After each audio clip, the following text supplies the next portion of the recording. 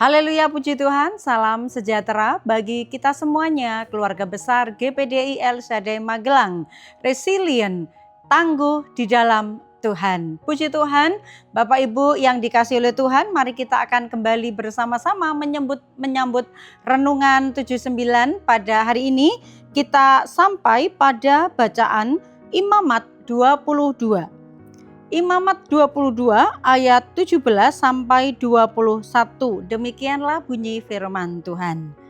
Tuhan berfirman kepada Musa, "Berbicaralah kepada Harun serta anak-anaknya dan kepada semua orang Israel, dan katakan kepada mereka, siapapun dari umat Israel dan dari orang asing di antara orang Israel yang mempersembahkan persembahannya, baik berupa sesuatu persembahan nasar maupun berupa sesuatu persembahan sukarela yang hendak dipersembahkan mereka kepada Tuhan sebagai korban bakaran, maka supaya Tuhan berkenan akan kamu, haruslah persembahan itu tidak bercela dari lembu jantan, domba atau kambing. Segala yang bercacat badannya janganlah kamu persembahkan, karena dengan itu Tuhan tidak berkenan akan kamu. Juga apabila seseorang mempersembahkan kepada Tuhan korban keselamatan sebagai pembayar nasar, khusus atau sebagai korban sukarela dari lembu atau kambing domba, maka korban itu haruslah yang tidak bercela, supaya Tuhan berkenan akan dia. Janganlah badannya bercacat sedikit pun. Puji Tuhan, saya memberikan tema dalam renungan hari ini, yaitu persembahan terbaik. Observasinya, tokoh di dalam kisah ini ada Tuhan Allah dan juga ada Musa. Latar belakangnya adalah Allah berfirman kepada Musa untuk disampaikan kepada Harun dan para imam mengenai peraturan ketat tentang pelayanan yang kudus dan persembahan yang kudus. Mari kita sama-sama menginterpretasi pokok pembahasan kita. Tuhan adalah Allah yang kudus. Tentu saja apa yang disampaikan oleh Tuhan kepada Musa untuk diberitahukan kepada Harun dan imam-imam yang lainnya. Sebagai jabatan imam, mereka harus benar-benar memperhatikan bagaimana keadaan mereka sebagai pelayan Tuhan, harus kudus di hadapan Tuhan. Juga korban yang mereka bawa sebagai korban persembahan dikatakan di situ juga harus persembahan yang kudus. Fokus pembahasan kita kali ini di dalam pasal 22 ini adalah memiliki poin yang penting, yaitu mencegah seorang imam sebagai pengantaranya Tuhan dan manusia dan umat-umat Tuhan waktu itu, supaya seorang imam itu tidak najis, mencegah seorang imam supaya mereka tidak bercelah. Persembahan cacat juga tidak berkenan bagi Tuhan.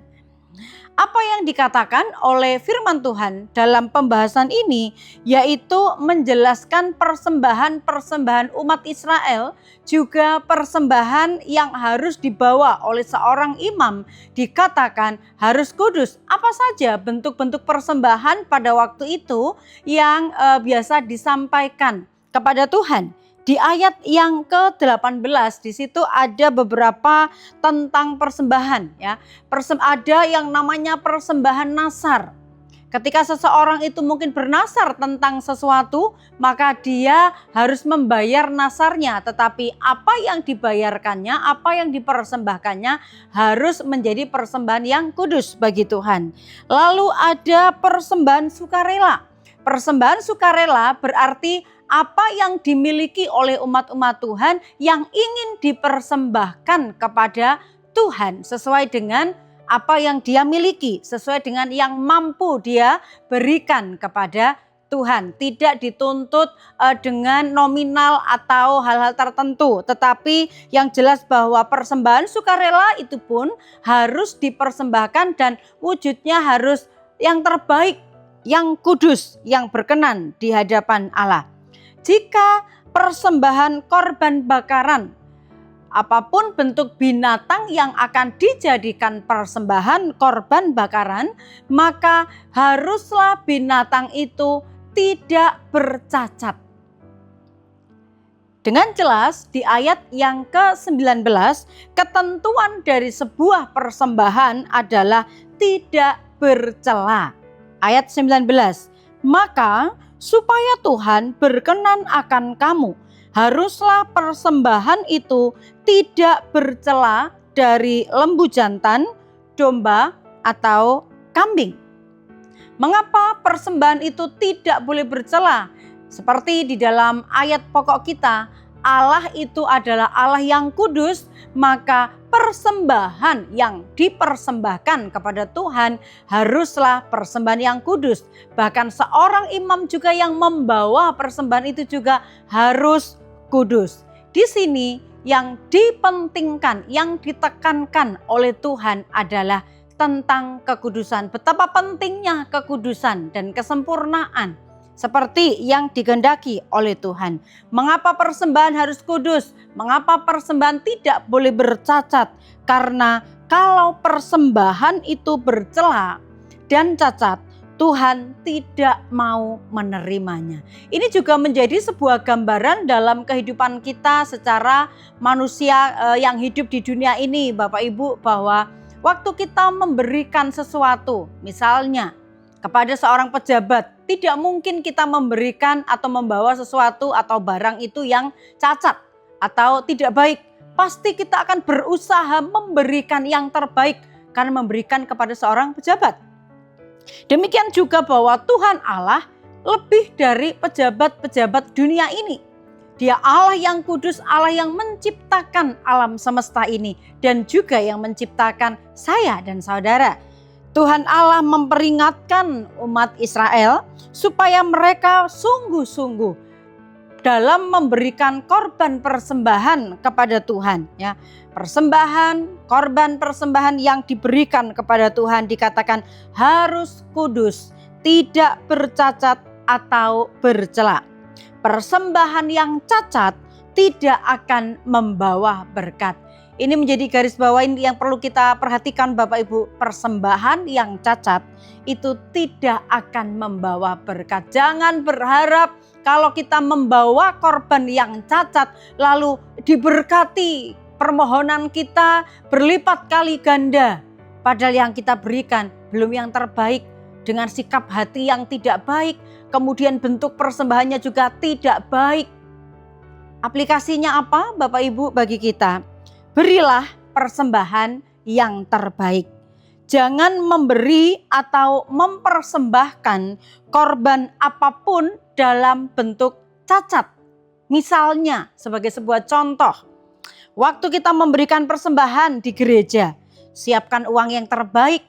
Terbaik ini Bapak Ibu bukan terbanyak ya, atau mungkin berusaha untuk memberikan yang banyak, bukan masalah nominalnya, tetapi bagaimanakah posisi kita, sikap hati membawa persembahan itu yang terbaik, kemudian juga bentuk persembahan kita siapkan yang terbaik. Di gereja ini diberikan amplop ya Bapak Ibu, kita bisa mempersiapkannya dari rumah, kemudian juga dimasukkan dengan lurus sesuai dengan ukuran amplopnya, tidak perlu diremas-remas gitu ya. Nah, ini juga merupakan sebuah wujud bahwa kita itu berusaha memberikan dengan sikap terbaik, dengan porsi yang baik, juga dengan cara yang baik kepada Tuhan. Sekali lagi bukan masalah jumlah nominalnya, tetapi bagaimana sih kita itu membawa itu bisa terbaik untuk Tuhan. Kemudian jika pemberian itu berupa barang, Bapak Ibu mungkin memberikan kepada gereja, waktu gereja membangun misalnya, membawa alat-alat atau bahan-bahan bangunan, atau memberikan persembahan di gereja, ini alat musik misalnya. Berilah yang terbaik. Yang terbaik bukan masalah termahal, tetapi barang itu masih yang baik, bukan barang yang rusak. Bukan barang yang mungkin tidak bisa dipakai lagi, daripada menu-menuin rumah dikasihkan kepada gereja. Dikatakan persembahan yang cacat tidak akan membawa berkat. Orang tidak bisa memakainya dengan baik, apalagi Tuhan melihat apa yang diberikan tidak yang terbaik. Bukan barang yang rusak, bukan barang yang cacat, tapi berilah yang terbaik. Ketika kita melihat, oh ini masih bisa terpakai, bisa difungsikan di pelayanan, bisa difungsikan di pekerjaan Tuhan. Atau Bapak Ibu memberikan kepada hamba-hamba Tuhan sebagai rasa syukur kepada Tuhan, berilah yang terbaik. Apa yang bisa kita beri, berilah sebagai persembahan yang terbaik. Kemudian persembahan, kita punya kesadaran persembahan atau pemberian itu memang kita mungkin secara kasat mata kita memberikannya kepada gereja, memberikannya kepada hamba Tuhan, pelayan Tuhan. Tetapi waktu kita memberi, bawalah hatimu tertuju kepada Tuhan. Pemberian atau persembahan itu untuk Tuhan. Kemudian juga waktu kita membawa persembahan, memberi persembahan itu adalah merupakan wujud dari rasa syukur, dan kemudian kita sadar waktu kita mempersembahkan, membawa ke rumah Tuhan, itu adalah sebagai wujud kita mendukung pekerjaan Tuhan.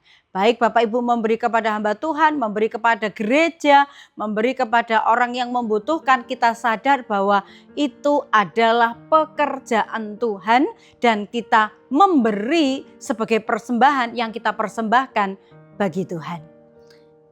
Amsal 3 ayat 9 dan 10. Muliakanlah Tuhan dengan hartamu dan dengan hasil pertama dari segala penghasilanmu, maka lumbung-lumbungmu akan diisi penuh sampai melimpah-limpah, dan bejana pemerahanmu akan meluap dengan air buah anggurnya. Haleluya, puji Tuhan. Kita percaya Tuhan itu tidak pernah mau berhutang kepada kita. Orang-orang yang mau memberikan persembahan yang terbaik bagi Tuhan, Tuhan pasti seperti janji firman-Nya di sini dikatakan, lumbung-lumbung akan diisi, bahkan bejana pemerahan akan meluap dengan air buah anggur. Ini berbicara tentang kelimpahan, kecukupan disediakan oleh Tuhan.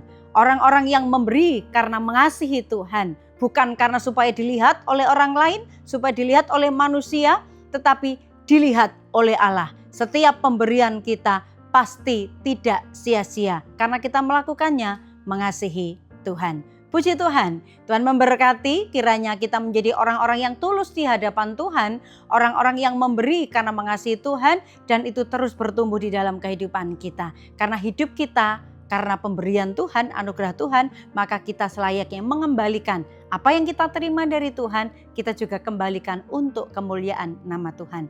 Terima kasih Bapak Ibu diberkati melalui renungan kebenaran 79 yang kita dengar setiap harinya. Terima kasih buat kesetiaan Bapak Ibu.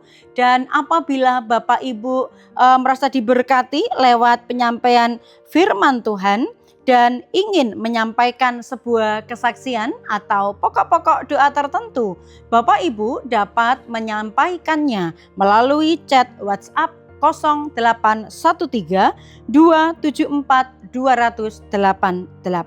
Mari kita terus saling mendukung dalam doa, saling berbagi kasih, menguatkan satu sama lainnya, dan terlebih lagi kita mau terus berjuang, berusaha semakin sempurna seperti Yesus. Puji Tuhan, mari kita tutup renungan ini dengan berdoa. Bapa yang baik, Bapa yang kami panggil di dalam nama Tuhan Yesus Kristus, kami bersyukur karena setiap firman-Mu itu terus menguatkan kami, memberikan janji bahwa kalau kami berpegang teguh kepada janji firman Tuhan, firman-Mu itu iya dan amin. Firman-Mu itu yang terus menjadi jawaban atas kehidupan kami, dan kami belajar tetap berharap kepada Tuhan. Berkati umat-umat-Mu, keluarga besar GPDI LSD Magelang untuk mencintai firman Tuhan. Terima kasih, kami umat-umat-Mu mengasihi Engkau ya Tuhan. Ya Tuhan, bukit batu, kubu pertahanan dan penyelamat kami. Allah, gunung batu, tempat berlindung, perisai, tanduk keselamatan, dan kota benteng. Kami mengucap syukur menerima firman Tuhan ini dengan sukacita, di dalam nama Tuhan Yesus Kristus. Haleluya. Amin.